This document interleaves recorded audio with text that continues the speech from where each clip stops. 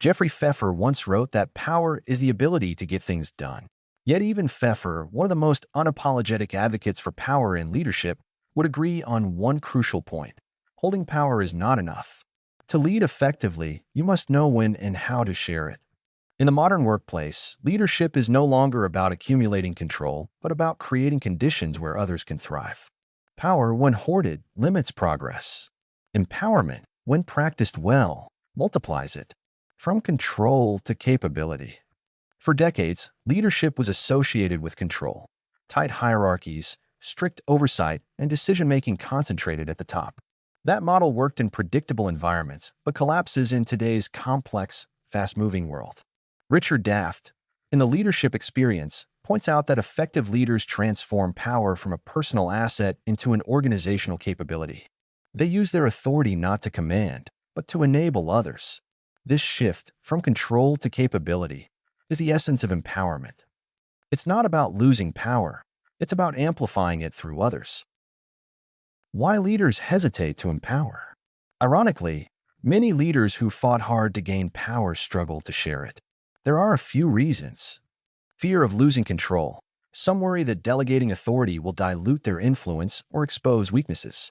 Perfectionism. Others believe no one can do the job as well as they can. Lack of trust. Empowerment requires confidence in others' judgment, and that doesn't come easily. But as Pfeffer reminds us, real power is not about holding control. It's about achieving results. A leader who insists on doing everything alone limits both their team's growth and their own impact. What empowerment really means. Empowerment is often misunderstood as simply being nice or letting people do what they want. In reality, it's a structured form of shared power. It involves three key elements. Authority, granting people the right to make decisions and act on them.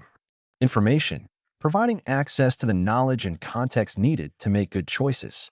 Accountability, making sure that autonomy is balanced with clear expectations and feedback. When these elements align, employees move from passive compliance to active commitment. They stop waiting for permission and start thinking like owners. The ripple effect of empowerment. Empowerment has a multiplier effect on organizational performance. Teams that feel trusted and capable deliver faster decisions, higher innovation, and greater engagement. But perhaps the most powerful outcome is psychological ownership, the sense that success belongs to everyone, not just the leader. Research consistently shows that empowered employees demonstrate stronger problem-solving skills, better collaboration, and higher motivation.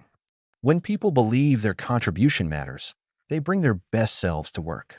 In other words, empowerment doesn't weaken a leader's influence. It extends it. The balance.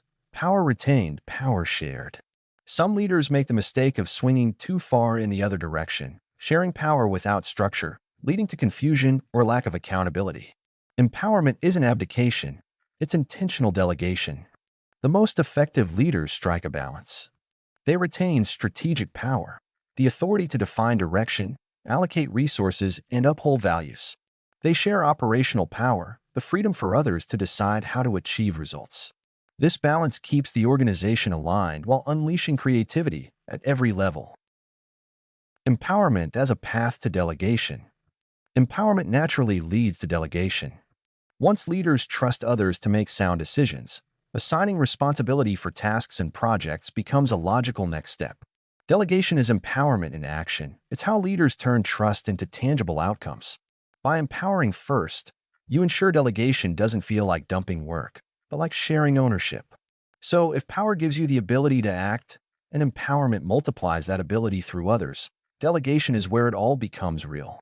Final thoughts. Leadership that multiplies.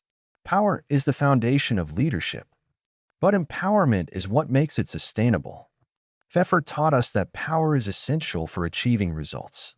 Daft reminds us that sharing power transforms organizations. And the best leaders know that when they empower others, they don't lose influence, they multiply it. In the end, leadership isn't about how much power you hold.